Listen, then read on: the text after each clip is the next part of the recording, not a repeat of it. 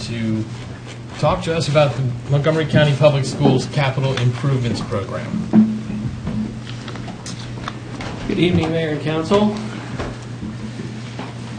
The Superintendent's recommended FY 2017 capital budget and the FY 2017 to 2022 Capital Improvements Program, or CIP, for Montgomery County Public Schools was released on October 28, 2015. The Board of Education conducted several public hearings and then unanimously voted to approve a $1.73 billion six-year CIP request on November 16, 2015. We are pleased this evening to have Bruce Crispell, Director of Long Range Planning for MCPS, and Seth Adams, Director of Construction, also with MCPS, to review the CIP as it relates to schools serving the citizens of Gaithersburg and respond to questions. Welcome and thanks for being here. Okay. I'm going to do a broad overview of the CIP and then focus in on issues that affect the city of Gaithersburg communities. So in a general way, the enrollment forecast is presented here. We've been growing tremendously, particularly for the last 8 years. You can see 18,700 more students in an 8-year period. And that trend is continuing pretty much at the same pace, slowing down a teeny bit as we get a little further up, but another 10,000 plus students expected in the next 6 years. So it's a tremendous amount of enrollment to absorb. It's annually, it's up to 2,500, 2,600 a year almost this year. And most of these increases in these last 8 years have been at the elementary level. So we've had a very strong facility impact there. But that impact is going to begin to kind of level off at the elementary level. This is resident births in the county, and you can see why we went up so much in elementary enrollment in the last 8 years. We were bringing in very large birth cohorts into kindergarten and through the elementary schools. But beginning in 2008, births in the county began to trend down gradually. And this trend down is associated with the Great Recession. You may have heard it called the baby recession. It That's relates a demographer joke. That's actually a term that's out there, but it during the recession and during economic difficulties, people are less likely to have children, form households. So there is a little bit of a dip there, and it was a national trend as well. So it's not unusual for the county. It seems to have sort of gone through its cycle now because we've seen an uptick in 2014. So we do expect that this little respite we're going to get at the elementary level is going to reverse eventually, but the class that's going to come in from this birth cohort is in 2019, so we have a few years of relief at that level. But here's what it looks at like by grade level. This is the K-5 enrollment. As I said, most of that big increase of about 18,700 students was at this level in the last 8 years, almost 13,000 students. And this is the leveling out that we're seeing because of those births trending down in K-5 enrollment, so not much growth there. The only problem with all that is that we have 381 portables in the system, and we have not been able to keep up with this elementary growth. About 90% of those relocatables are at elementary schools, so we have a large degree of catching up to do at the elementary level. And then we're facing this wave of elementary students moving up into our middle schools. We've already seen a 3,400 increase in grades 6 to 8, and we're looking at another 3,500 in the next 6 years. And we've already begun to see a bit of it moving up in high schools, about 1,200, but almost a 7,000 increase over the next 6 years. So huge amounts of secondary enrollment to accommodate, and still needing to catch up with space deficits that occurred during this era of growth. So that's, in a nutshell, our problems in terms of enrollment. This year, the board recently adopted a requested CIP on November 16th that totals $1.728 billion, as John mentioned. And it really focuses, as usual, on three main areas. One is adding capacity to address enrollment growth. That's been a long-standing issue. We have grown by 65,000 students since 1984, over a 30-year period. So it's like 2,000 plus more students every single year for 30 plus years, and we're not done yet. So that's been a huge issue for us, is keeping up with the growth. At the same time, we've got an aging infrastructure, older schools, needing revitalization and expansion. And so we have a queue of those schools moving up and getting those improvements made. And in almost every case, we're adding capacity as well. So the revitalization program also addresses enrollment growth. And then the third thing is investing in critical maintenance and facility infrastructure. As our schools get older and they wait in the queue to get revitalized, obviously we need to pay attention to maintenance. So those are the three big buckets. I've listed the projects that were previously approved in the CIP in this column and the new ones. These are classroom additions. And I've just highlighted in red the schools. There's only one school here that serves some of the city of Gaithersburg. It's not a lot of the city, but there's an addition program for Diamond Elementary School to open in 2018. But you can see all the projects that are coming up over the next 6 years that were already in the CIP. And increasingly, you're beginning to see middle school and high school capacity increases. We've got West here, BCC High School, North Bethesda Addition. And then new projects, we have Whitman High School, Lee, Parkland, Pyle, middle schools there. So the program is becoming a blend of elementary capacity and increasingly secondary capacity. So those are the additions that are programmed. We also have a number of new schools opening up in the Clarksburg, down in the Bethesda-Chevy Chase cluster, Rockville, Richard Montgomery, Germantown, and we need another new elementary school in Clarksburg. So 5 new schools opening in the next 6 years. And then the revitalization expansion program for the city of Gaithersburg, Brown Station's the first big project that's going to be opening soon, August 2017, that revitalization expansion. In the Wooten cluster, again, you serve very small parts of these schools, but we've got the Dufeef revitalization expansion to open in August 2021. And in Summit Hall, the revitalization expansion opens in January 2023. And in the secondary schools, Wooten is programmed for August 2021. So a lot of projects here moving up, and a lot of capacity being added at these schools to serve kids all over the county, as well as the city of Gaithersburg. Overall, our CIP request by the board will add about 6,000 elementary seats through a combination of new schools, additions, and Rev-X's. It'll add about 4,000 middle school seats through 2 new middle schools, additions, Rev-X's, and about 2,300 high school seats, additions, and Rev-X's. So it's a very ambitious program. Over 12,000 seats would be added by 2021 if we get the funding we need to stay on the schedule that the board's requested it. Okay. So in addition to all those capacity and Rev-X projects, the board has boosted the funding for certain county-wide programs, we call them, that deal with infrastructure. Fire and safety upgrades, that's an increase of $6 million in that program to 13.3. Our HVAC replacement project has had a $40 million increase over the years, and roof replacements, an $8.1 million increase. And a new project is to begin to provide artificial turf at stadium fields at the remaining 19 high schools that don't have that program. So that will bring equity to the high schools in the county over the next 6 years. So those are some of the system-wide programs. Now to get kind of into the clusters that serve the majority of the city of Gaithersburg, and that's the Gaithersburg and Quince Orchard clusters, as you know. So in the Gaithersburg cluster, we've been focused in the last year on some pretty pronounced space deficits at the elementary schools, mostly in the lower part of the cluster. Particularly Summit Hall, Rosemont, and Gaithersburg Elementary, and Strawberry Knoll. And you can see here for the secondary schools that we are even beginning to see capacity fill up at the new Gaithersburg High School. Not enough to program any addition or to think about any other plans here yet, but getting up to exceed capacity. And this is all part of that wave of secondary enrollment growth. It's really pretty much affecting all the secondary schools in the county to one degree or another.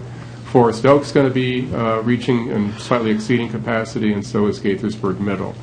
Probably should have explained at the outset, the first line is the capacity of the school, the bold line is projected enrollment, and this italicized line is whether there's space available or deficit.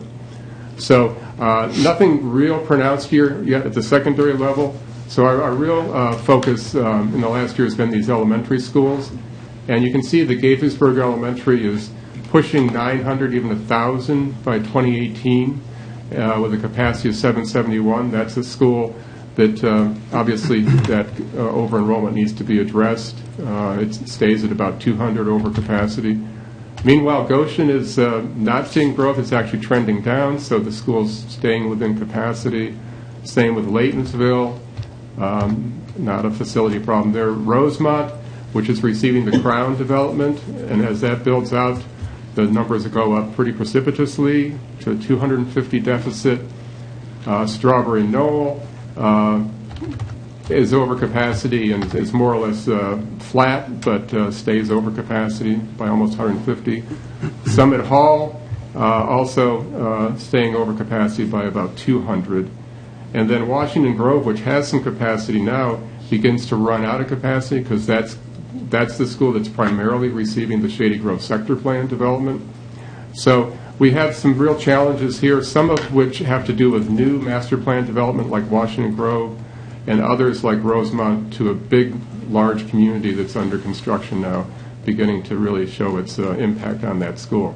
So that's the elementary dilemma we have. And what the superintendent, after reviewing these numbers this fall and after considering additions at a number of these schools, which were studied in the last year, and also looking at some site options in the cluster for possibly a new elementary school, he recommended that we take a step back and study a little bit more of a region, and we've determined that we're going to conduct a roundtable process called the Tri-Cluster Roundtable to include Gaithersburg and Magruder and Wootton clusters.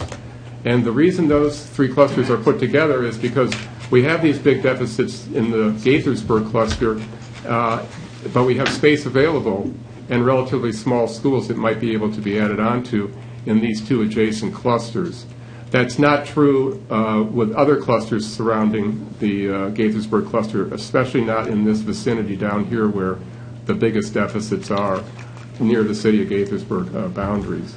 So the roundtable will basically look to see if there are any opportunities to reassign areas out of the Gaithersburg schools to space available. We also have sites available. We have a site in the Shady Grove sector plan at the Jeremiah Park location, which is now the bus depot, so the bus depot's got to be relocated. We also have a site in the Great Seneca Science Corridor master plan over here, which is mostly in the Wootton cluster. So, and we have a site up here in the Goshen area, it's a park site now, but it's a former school site. So we have some new site options. We're going to look at those with the tri-cluster. We're also going to look at using existing facilities through additions. And the purpose is really to see what the community thinks of these different ideas and what ideas they want us to look at, rather than come out with a recommendation yet. So it's really an open-ended discussion. And I've got a couple slides here that show why we put the Magruder and Wootton clusters there. Magruder has probably the most high school space available of any high school in the county, even though it's growing as well a little bit, but over 300 seats available there in 6 years. Redland has space available. Shady Grove has space available. So that's an unusual situation relative to other parts of the county. And at the elementary level, we also have a number of schools with space available. Candlewood, because Shell doesn't have space available. It's a very small building. And our standard now is much more in the 640 to 740 capacity range. So this kind of school could potentially be one that could be added onto and students reassigned in. Same is true of the Candlewood project as well. Flower Hill, also a relatively small school. It's not got a lot of space now, but it could be added onto. Mill Creek Town, same thing. Resnick. We do have an addition project in the CIP. That school already has an addition plan to take up to 751, so no real opportunities there. But and Sequoia. So you can see a lot of schools in this cluster in the 350 to 500 capacity range, which is the kind of situation where if it's feasible, we can build it up larger through an addition and perhaps help out the Gaithersburg cluster in one way or in another. In the Wooten cluster, the high school sort of plateaued. There's not a lot of space there, but we are beginning the process of studying a revitalization expansion, which will open in August 2021, and that school's capacity could be increased as part of that project, probably to about 2,400. Cavan John is a shared school with the Wooten cluster. It's not very proximate to Gaithersburg, so that one probably wouldn't help out, but Frost has a good deal of space available. So there's some opportunities there at the secondary level, just like there are in the Magruder cluster. And at the elementary level, you can see, again, a lot of schools in the 450 to 500 range that can be added on to. I'll mention Dufeef here, the plan, which I'm going to focus on in more detail in a minute. The board adopted a plan to expand Dufeef during its revitalization expansion to 740 from its relatively small size of 416. That's to accommodate future reassignments from Rachel Carson as a way to relieve that school's over-enrollment. So that school will have more enrollment at the time that its RevX opens. And then we've got other schools in the cluster where you see either space available or relatively small schools. So that's why those two clusters have been joined with Gaithersburg to look at options. So this process is actually starting out pretty soon. December 17th, we're holding a public information meeting at the Gaithersburg High School Media Center. The roundtable discussion group itself will meet from January through March at the high school. There'll be a report to the superintendent in early March from the committee, and the superintendent will then make a recommendation mid-March, and the board will review and take action in March, in actually April. The schedule's been set now. And the reason we're doing this over the winter is so that any capacity solution that needs to be included in the FY17 to 22 CIP will be included this year. We won't lose a year by waiting till next fall for the board to consider a recommendation. So it really will just be an amendment to what the board adopted a couple of weeks ago, November 16th. In fact, the board already set aside $26 million in sort of a placeholder capital project to address the capacity shortages that Gaithersburg is facing. These roundtables are, I need to stress, it's not a boundary study. It's a more general kind of just brainstorming of what approaches might be possible to relieve the Gaithersburg cluster, and seeing what the reaction is from members of each cluster to those approaches, and getting that feedback and sending it up to the superintendent and the board so that they can consider it before they take any action. Okay, so that's a big study that's coming up. Now, an action that was taken by the board was to address, in the Quince Orchard cluster, the Rachel Carson service area. This is the whole cluster. The striped elementary feeder schools go to Ridgeview, and the clear ones, Brown Station, Carson, are at Lakelands Park. But this is a service area that now topped 1,000 students this year at the school. And the superintendent last year looked at, let me move ahead here, looked at a number of options here, looked at whether an addition was possible at Fields Road, Jones Lane, or Dufeef to relieve Carson. Those schools have service areas that are adjacent to Carson. And in the end, the most cost-effective and actually probably the soonest project that we could get open is the Dufeef revitalization expansion, and I've just said that's to take the school up to 740. Now, nothing's going to change until the capacity is about to open, which I said is in August 2021. But about a year before it, we would conduct a boundary study to look at options for reassigning kids out of the Carson service area to Dufeef. And you can see here the projections for Carson show it at 1,045. The official enrollment this year stays pretty close to 1,000, so we need to get 300 plus students out of that school. And this is Where Dufif is down here, if we add 740 capacity with its RevX, we'll have 410 seats available beyond the enrollment that's already there from its own service area. So that will be sufficient to relieve Carson. The Fields Road addition by itself, or the Jones Lane addition by itself, did not add enough capacity to completely relieve Carson. So that would have been a more complicated solution with 2 schools needing additions, and the cost was also greater than the cost of going bigger during the RevX at Dufif. I just want to back up and just point out what's going on at the secondary schools. Quince Orchard is, again, like every other high school, mostly going up in enrollment to about 2,050, so we'll be keeping an eye on that school to see if an addition may be planned or some other solution. Lakelands Park is pretty much filling up and staying full. Ridgeview's got a fair amount of capacity available, so we're pretty good at the middle school level. So that, with the recommendation for Carson, takes care of the Quince Orchard cluster. Now there's small parts of the city that also attend schools in Northwest, Watkins Mill, and Wooten clusters. I'm just going to highlight what's going on in those clusters. Northwest High School is projected to be well over capacity, and we've had a plan in place for a number of years to expand Seneca Valley during its revitalization expansion to relieve both Northwest High School and Clarksburg through boundary changes into that expanded new building.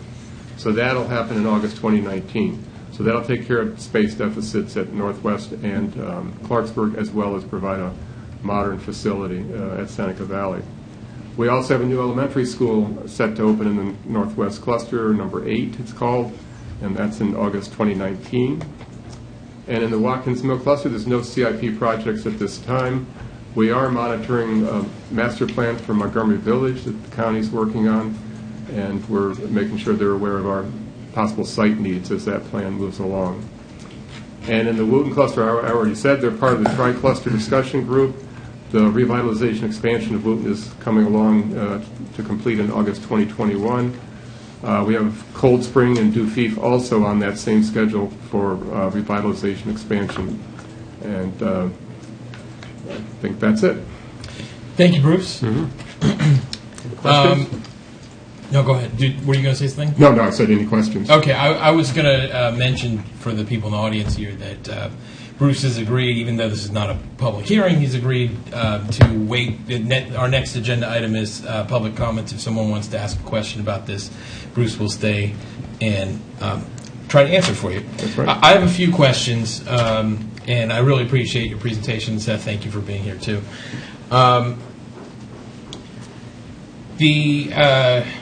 So if I'm understanding you correctly, the tri-cluster discussion, the roundtable discussion, could result in some sort of recommendation for an expansion at Gaithersburg Elementary School to relieve. It could. Would you regard that as a potential outcome here? It's an open-ended process, and any approach that we hear will go into the input process for the roundtable.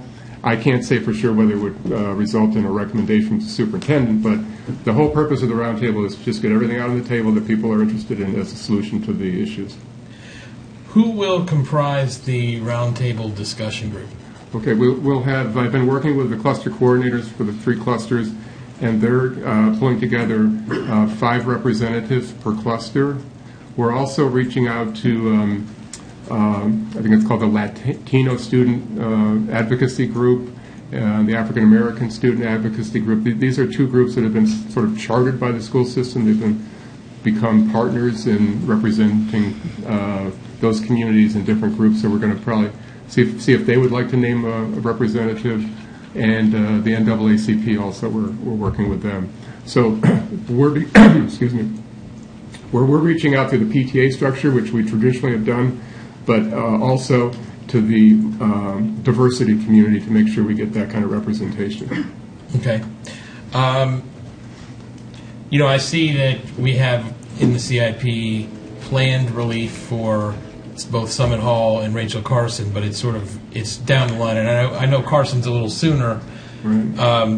these are two very overcrowded schools, and while there may be differences as to how we deal with this overcrowding, I'm wondering if you regard any possibility, if there's any possibility to speed it up, so we don't have to go another 6 years or another 8 years in the case of Summit Hall with this really bursting at the seams situation. Well, that's one reason the superintendent decided to conduct this roundtable over the winter, which puts it on a fairly fast track. Typically we do roundtables and boundary studies in the spring. But if we do it that way, then we would have had to wait till next fall in the amended CIP. We would have lost a year. So that's one demonstration that we're trying to get the solution in place during this CIP cycle, get the money. And the other thing is we've got $26 million already requested by the board for some kind of Gaithersburg capacity solution. So the money's in there. We might need a little more money. I don't know when we get done. But so I would say by the time this CIP goes to the council, which they'll act on it in May, we'll have specifics on where we're going to add capacity, how we're going to solve these problems, and then it will just be a question of how quickly the design and construction process can be carried out, and the competition for other projects. So we understand that these schools need to be addressed ASAP. I guess at the time that you guys undertake the boundary study for Rachel Carson, that's when you'll decide. That's when it will be decided how it articulates after DUFIF. Yes, that's a question that's obviously come up, and we're going to discuss that with the Boundary Advisory Committee. That there may be interest in whoever's reassigned out at the elementary level, returning to Lakelands Park and Quince Orchard High School. But I think we'll need to put out the option of articulating to Frost and Wooten too. Okay. So we'll want to know which way the community feels about that. And I'll just end with one comment before I turn it over to these guys. It's hard not to notice that as we look at each of these high schools, Quince Orchard, Wooten, Gaithersburg, Northwest, the capacity deficits are starting to grow as we look out that 5 and 6 years. Right. And we do have one piece of land that's in the city's hands now at Crown for a new high school site at some point. And I see you guys sort of looking piecemeal about building additions here and there. I'm sure it's not something that you've forgotten about that we have that is there for you. Right. No, we're well aware of it, and I think as we see this almost 7,000 high school increase coming, and it's hitting you guys up here too, that we're going to really have to debate and analyze whether it makes sense to keep adding on to these schools, increasing their capacity, or at what point do we have enough enrollment to justify opening a high school on the Crown property. Right now we wouldn't have enough high school kids to gather up at the schools, but as we get further out, at some point we think we will. And so that's going to be an important decision coming up. Okay. Who'd like to be next? Neil, go ahead. I've got a number of things for you, Bruce. Okay. So looking at the numbers, looking back at your slides 3 and 4, the first thing that struck me is that the growth in school population of 2,500 kids per year doesn't seem to be solely influenced by the resident births, which seem to be a range of a few hundred plus or minus each year. So you seem to be putting a lot of, and I don't, you gave us a summary, so I don't know if this is the whole story, but it seems like the driver is something much beyond the basic birth rate. Is that correct? Oh, yes. The birth rate certainly is a big driver, particularly elementary population. But the aging of the population, we have bigger grades now in our lower grades, kindergarten, and smaller grades graduating out. So that's natural increase. That's just every year we graduate out maybe 10,000 12th graders, and we're bringing in 11,500 kindergartners. So you automatically increase 1,500 just because you're moving through a bigger wave of younger kids. And then there's migration. And during the recession, from about 2008 to 2011 or 12, we had a real significant uptick in the number of families that were moving into the county or not leaving. Mm-hmm. Usually there's been a certain amount of turnover, People move in, people move out, and it kind of netted out roughly equal. But during the Great Recession, people's houses were underwater. There was less job mobility. There weren't jobs in other parts of the country. We were better off here than many places. And people began to come back here. Some people doubled up with their families. You heard all kinds of stories during that period. And as another factor from that period was the move from non-public schools into public schools for families who were probably reassessing their financial circumstances and thinking, well, the public school seems like a pretty good deal. And so we had a surge of students coming in from non-publics as well. But it still seems to be going on. Yeah, to a degree. Okay, Yeah. so next, continuing on the thread of looking at numbers, you gave us some numbers for increase in school capacity in the CIP over the next 6 years. That adds up to a little over 12,000 Right. seats. But if the student population is growing up at 2,500 per year, that adds up to 15,000, which means that as a school district, we're that much deeper in the hole. Is that a fair assessment? It's a fair assessment that we continue to stay behind. We added about 14,000 seats in that period where we grew 18,700. That's as much as we could get funding for during that period. So here's the question, the real question, and I'm not trying to pick on you because I'm dealing with this on the regional transportation level. We're clearly underfunding our needs for transportation. How much more is there a way to figure out if suddenly a big pot of money were to appear? How much more should we ask for to really get caught up on our needs? Well, it would be a ballpark, but I would say at least 50% more than the 1.7 billion. Maybe, I don't know. Any guess, Seth? Maybe it's significantly more. So are we? We're not basing our projections based on the amount of funding we think we're going to need. These are projections based on real population. We're just not able to fund sufficient. The projections are completely demographic. They're not influenced by expectation about the funding for it. But we're pretty aware that this pace of growth really can't be afforded, in a sense, with the revenue structure that we have in the county, to the satisfaction of the public, I would say. When you're in a prosperous community, public facilities typically lag behind the funding that's available. It's just one of the consequences, I think, that you have. Roads, schools. With that, unless there was a big push to raise taxes substantially, we are going to continue to lag behind to a certain extent. But I would want to say as well that we've been funded very generously, I would say, by the county in our CIP, to the extent that they felt like they could do that and maintain our AAA bond rating. And that's been sort of the gold standard that's kind of limited how much they'll borrow to put into the facilities. So you can understand both points of view on this. So one last piece that kind of relates to what we were just discussing. It was pointed out to me at a recent discussion with one of our federal officials that I said we're clearly underfunding infrastructure regionally, and it's especially acute in the school area. And the immediate response, which I didn't expect, is, well, we're spending an awful lot of money per school on a cost per square foot basis. So I went out and looked, and I found a report from Fairfax County Public Schools where they kind of brag about how much less per square foot they spend building schools than we do here. Is that something that you folks are looking at on the construction side? And I know there's also been discussion of alternative ways to get school capacity, repurposing office buildings or something. I mean, are we looking at all the different options, or are we sticking to how we've always built new school capacity? Well, I'll just have to address the cost. Well, I knew he was sitting there, so. Yes. So when you, I know there's been a lot of questions about comparisons of Fairfax or Montgomery, and there are always comparisons of folks that are within the specific region.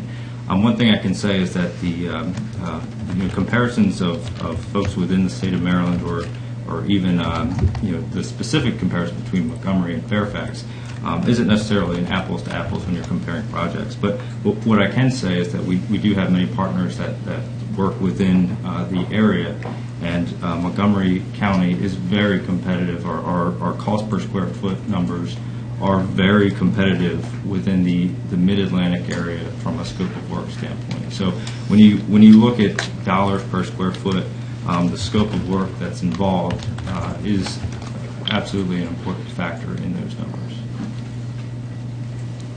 Okay. And on your question about repurposing commercial space, we did do a study. I facilitated this last summer with a lot of stakeholders in the county, looking at what really is the viability of repurposing commercial space.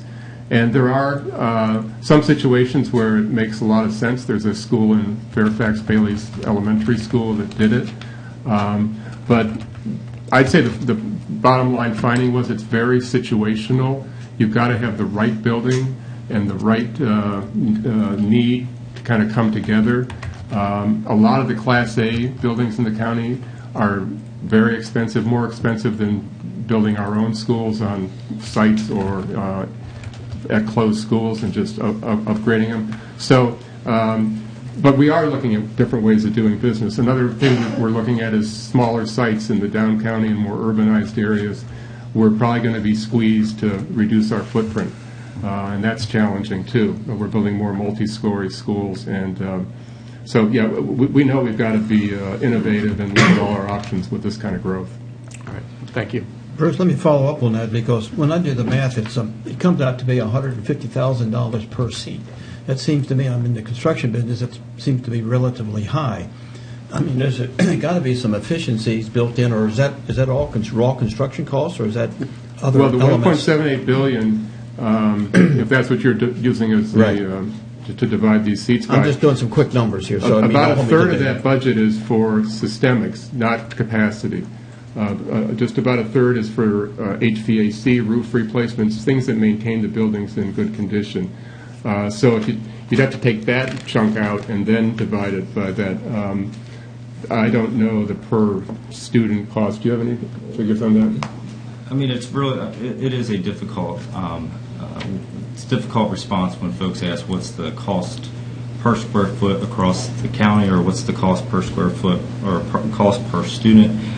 Each project is very unique, and we do strive to build as efficient as possible. And when we talk about efficiency during design, it's really maximizing the classroom space, minimizing the extra space, which is corridors, which is restrooms, which is mechanical space. We try to minimize those spaces and maximize the classroom spaces. So while every project is very different, I can say there is really no specific number that you could equate to a cost per classroom, because it's very unique to individual projects.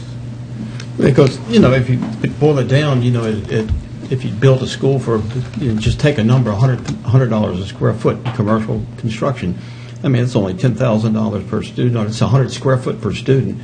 And I brought up a point when we were talking at the meeting at Diamond Elementary School about if the school capacities are looking to go level off or come down for elementary schools, wouldn't we be smarter to build some infrastructure in the school, keeping the temporary classrooms? The biggest argument about temporary classrooms is there's no infrastructure, no bathrooms, no cafeteria. And add on a cafeteria and some bathrooms and that type of space, cut your costs to get some immediate help especially on the really bad schools, and speed the process up. I mean, these are all temporary fixes, but they are legitimate fixes. And kids, and I hate to go back to when we went to school, but we were double capacity and grew up in the city. We didn't have the big playgrounds and the 22 acres of this and all of that. We got an excellent education. And I'll remind everybody, when I was in D.C. schools, when, Stewart Junior High School had a little playground out back, but we were the number one, school system in the United States in those days. And, so you can get good educations without having all the amenities, although I'm not knocking the amenities at all. That's not my point. My point is, how can we become more efficient to solve a really big problem of education? And I think, being in the construction business, I think there are some efficiencies, and maybe you have looked at them, maybe you're not, but I'm reminding you to take a look at them. Good. Yeah. Bruce, just want to say thank you for coming. It's always a pleasure to hear you speak, and thank you for coming to answer our questions. Just had a few questions. The first being regarding Rachel Carson Elementary School. You mentioned the boundary study being completed. I think you said a year before DUFIF is set to open. Yes, that would be the schedule. So there's a community involvement phase, and then the board would act the fall before the school is opened with its RevX. Yep. And then as far as the timing of the tri-cluster roundtable with Wooten, Magruder, and Gaithersburg clusters, that's going on currently, correct? It's the public information meeting is the 17th next week, and then the roundtable group begins to meet in January. And then with respect to the Rachel Carson Elementary School capacity that's going to shift to DUFIF Elementary School at 2021? Mm-hmm. But the population that's going to be shifting from the Quince Orchard cluster to the Wooten cluster hasn't been defined.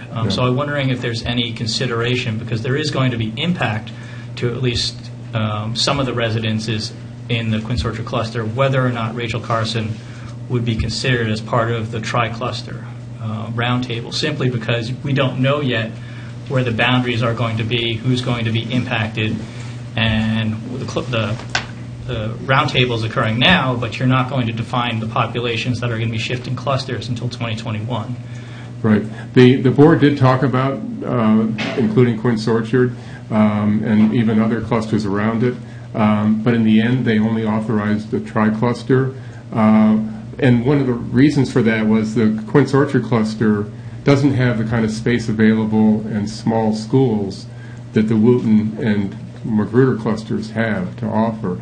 So there's really no capacity there to be used by Gaithersburg cluster students. So that precluded it as providing a solution to any particular deficit Gaithersburg's seeing.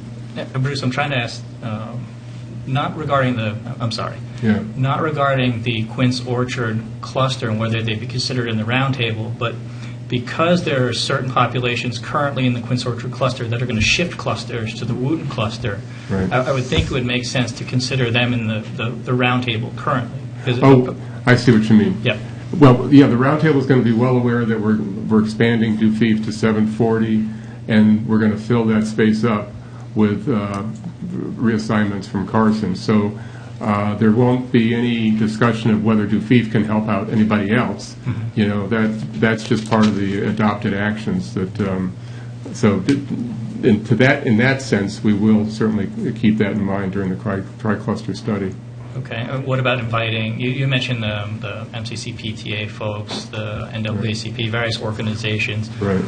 Would the county reach out to stakeholders at Rachel Carson to involve them in the discussion, because there is the potential that they would be impacted, given that the capacity from Rachel Carson, at least some of it, will be shifting into the cluster that is currently being considered by the roundtable? Well, the roundtable members will come from the three clusters, but all of our meetings are open public meetings, and we certainly would encourage them if they want to come to the meetings.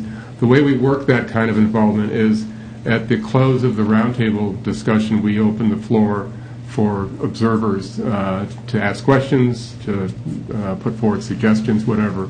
And that usually works pretty well. They get heard that way, but they're not actually sitting at the table, so to speak. Second question is, Judd had mentioned the possibility of a split articulation or a decision being made on the articulation of students from DUFIF, whether they'll remain within the Wooten cluster or they'll come back to the Quince Orchard cluster. When do those numbers get reflected in the county's 6-year projections as far as capacity is concerned for the schools? Well, for now and until about 2021, the Quince Orchard cluster is going to include the enrollments for Carson, the full enrollment, and the capacity. So in terms of being reflected, I won't be able to project the enrollment for DUFIF precisely until we do the boundary study and we establish the new service area, and then correspondingly new projections will be developed for Carson reflecting whoever gets reassigned. But that can't really happen until we get board action on boundary changes. But we know approximately 300 plus students, 350, something like that, need to be reassigned to get Carson within capacity. So we have a pretty good ballpark. And then two other questions. You had mentioned in your presentation the possibility of additions at Quince Orchard High School, given the growth pressures in the 6-year projections. The capacity is 1857 currently. How large can the high schools grow with additions? Well, I'm putting up the projection here for, you said Quince Orchard. Yeah, the high school. We are typically, the high end now that we are building high schools for is 2,400. Not that there aren't going to be even bigger ones. Blair already is bigger than that. So we are considering going to 2,400, pretty much standard operating procedure if enrollment justifies it. That's what we're building at Seneca Valley. That's what we're building at BCC through an addition, so it's all over the county. And those numbers are just needed to take the most advantage of the high schools we have to serve the growth that they're seeing. But as I said, as we get out here, this is not enough deficit for us to begin planning any addition or anything at Quince Orchard. As we get further out here in the next year or two, I think we are going to have to be evaluating, do we keep adding on to high schools that surround the Crown property, or do we decide at some point along the line that we need to open that school sometime in the future and boundary change kids into it, form a new cluster. And does QO High School have the space to go up to 2,400? Has that been looked at? It hasn't been looked at. Right. Yeah. That would be done through a feasibility study. And then last question, and I appreciate you answering my questions. No problem. Thurgood Marshall is over capacity right now, and the projections are looking like they're going to remain over capacity. Right. What, in your mind, what is the level that it needs to reach in order to consider a expansion, because it's no longer in the hopper? The superintendent had to make a tough call this year. Usually we would begin planning for additions when an elementary school is 92 seats or more over. That equates to a 4-classroom addition. But knowing the magnitude and needs that we were facing, he determined to make the threshold 125 seats in deficit in the 6th year of the forecast. And Thurgood Marshall didn't make that cutoff, basically. A number of schools didn't quite get to the 125 or more deficit to justify an addition. If we get to 125 seats or more, we're talking about probably a 6-room addition or greater. So it's sort of triage, where you have to deal with the schools that are the greatest in deficit first and work our way down. And there just wasn't enough expectation we can get things funded if we asked for everything. Again, 50% more we probably would have had to ask for in the CIP. And we're kind of aware of what the county's revenue abilities are and their spending affordability guidelines. So superintendent, I think, did an ambitious program here. It's $1.728 billion. So we weren't able to include Marshall's addition this year. Oh, thank you, Bruce. Mike? Hi, Bruce. Hey. Thanks for being here. It's been seems like a lot of years we've been talking to each other in different situations like this. Right. And I guess I've been need this. Yeah. I was trying to interrupt. It's a 2-bottle meeting. And I've always felt that while you guys do, I think, try to do the best you can in terms of projection, your projections are always underestimates of the actual needs. And I think even with this building program and the capital program, by the time these additions and expansions and hopefully a few new schools are built, we're not going to be able to address the capacity needs that we have now. And so my biggest problem is the whole thing. I don't think the public, certainly the public who send their children to these schools know what the problem is and know that the underestimation is a pretty consistent problem. But I don't think the rest of the public knows the extent to which we're always behind, that MCPS is always behind. And so, and the fact that we have to wait. A school that's been crowded or in overcapacity, such as Summit Hall Elementary, or Rachel Carson's been over capacity for years at a significant percentage and over whatever threshold it was, the previous threshold or the current threshold they consider expansion.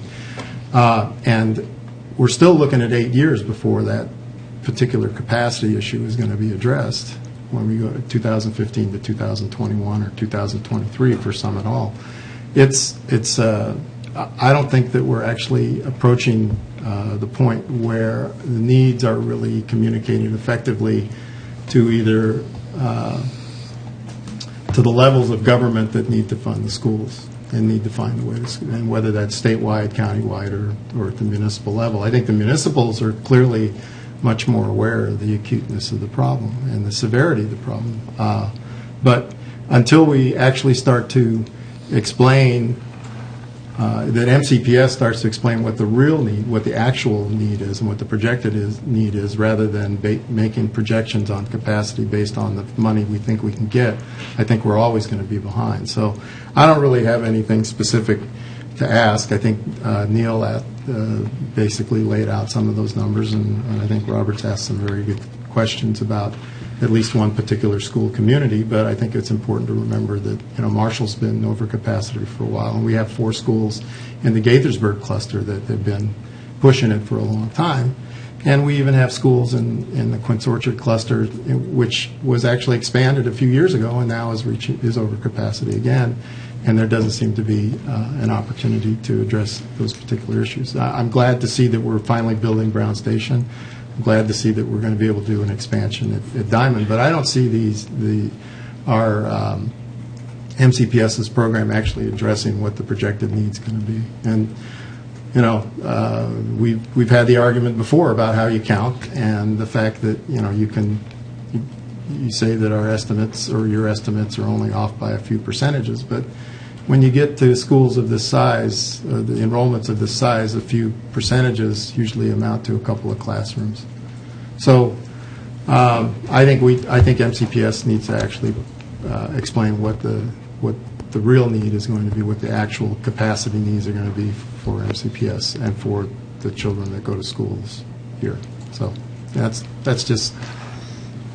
Not a question. But I thank you for coming here because I've tried not to yell at you over the years, but we've always had I think pretty decent conversations about this. But I think the problem's been persistent, and I know that you and your staff does the best they can, but we still have the problem.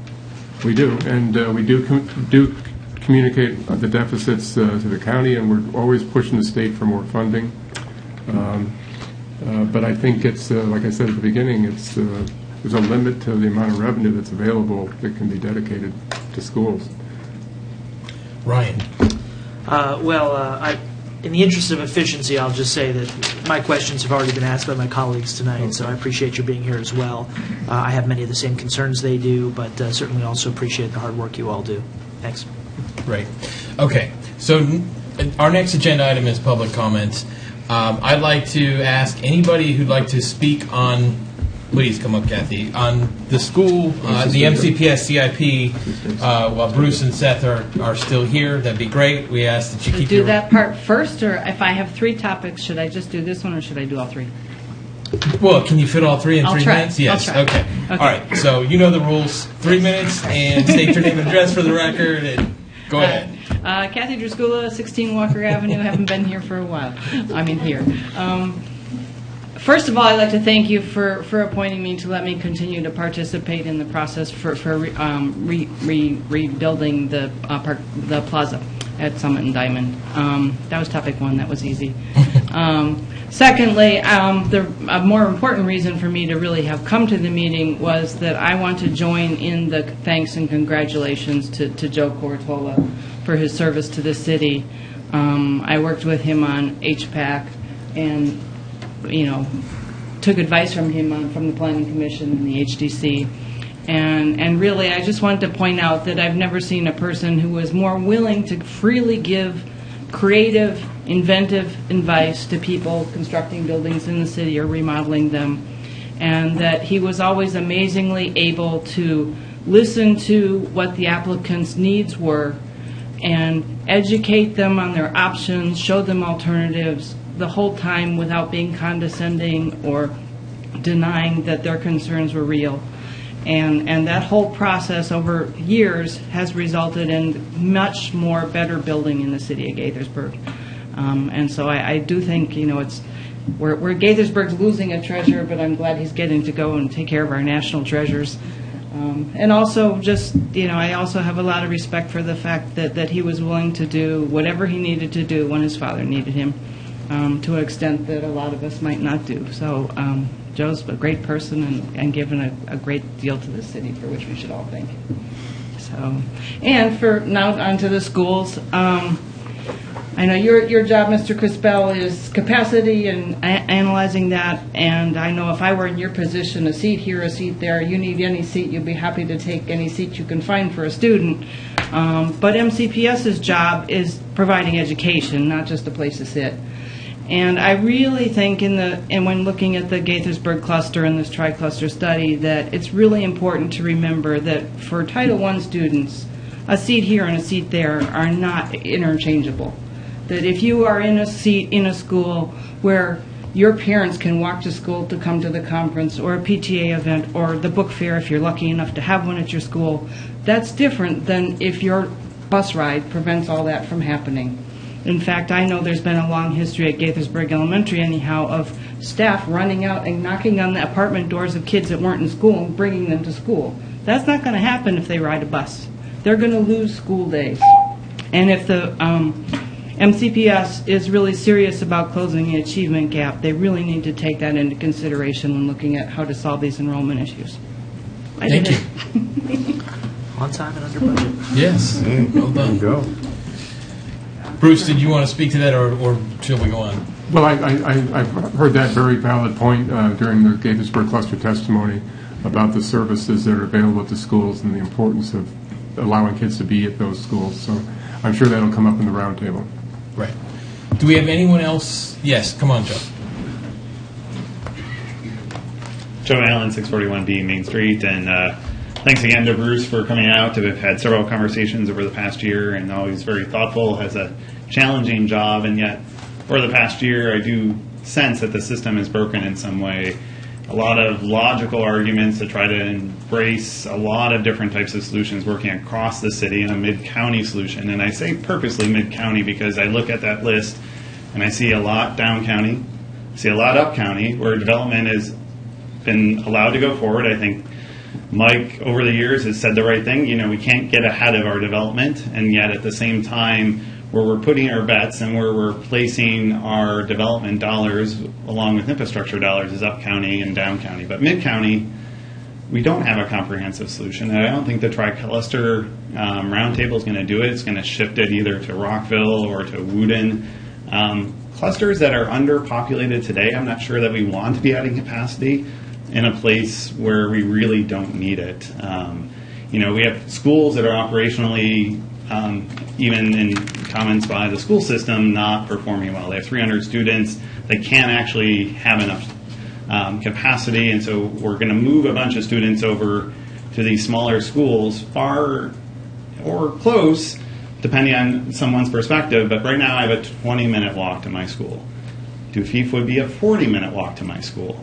I now have to consider car and expense. There are other folks in our neighborhood that don't necessarily, and I know everybody thinks Rachel Carson's, everybody is from the same thing, and, somebody said to me, well, what's the difference? It's a 5-minute drive one way or 7-minute drive the other way. Well, not everybody drives, and everybody wants to drive. There's transportation costs. I think we're investing in the wrong places, and we aren't necessarily investing for the long term. I think Dufeef eventually will need to be bigger as we build out Johns Hopkins and other things. And I keep hearing, well, we can't worry about what's going to happen in 10 years. But again, we're kind of placing our bets, and that's what planning is all about. It is getting and putting our dollars. And if they are truly limited, I don't see spending $4 million to buy a few seats over here when we could be spending those dollars in a mid-county solution. We've heard there's $26 million already on the table for Gaithersburg in general, the $4 million in Quince Orchard, the $9 million, up at Diamond. We're spending $60 to $80 million, and we've never asked ourselves in the mid-county, how do we want to spend those $60 or $80 million? It's kind of like every school's kind of said, me, which is great, and I've been a part of that. But I think, having a broader discussion. So I guess it's just a missed opportunity, I think, to have a mid-county discussion, and I hope over the 5 or 6 years as we put development on the books and we talk about really what's going to be happening, that we look at that and reevaluate whether or not the solutions we pick today are really the long-term solutions. Thank you. Thank you.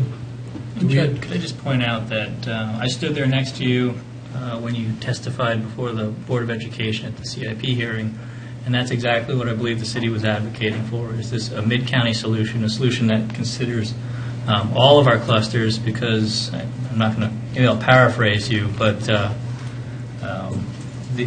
Band-Aid solutions that the Board of Education and MCPS are currently putting together aren't serving Gaithersburg or our population. Is that a good paraphrase? Yeah. Okay. I think it is. And Bruce certainly heard it when we gave the testimony. And so, Bruce, did you want to speak to that, or? Well, the only thing I would add is that we are thinking long-term here, and that's why we're bringing in county planning staff, and we'll be talking to your planning staff about the master plan development that's coming in the Gaithersburg cluster through the Shady Grove sector plan and the Great Seneca Science Corridor and the Wooten cluster, and in the city of Gaithersburg. So I think that's one reason we're doing a tri-cluster study instead of focusing just on Gaithersburg, which is where we started out thinking we would just solve the problem within Gaithersburg. So I think you can always debate how wide a scope you should set for something, but this is where the board felt the opportunities were to create good long-term plans. Great. Would anyone else like to speak about the CIP? Or shall we let Bruce and Seth off the hook for now? Thank you very much. Okay, sure. Do we have any other? We can give them a round of applause. Do we have any other testimonies this evening? We have no public hearings. Come on up here.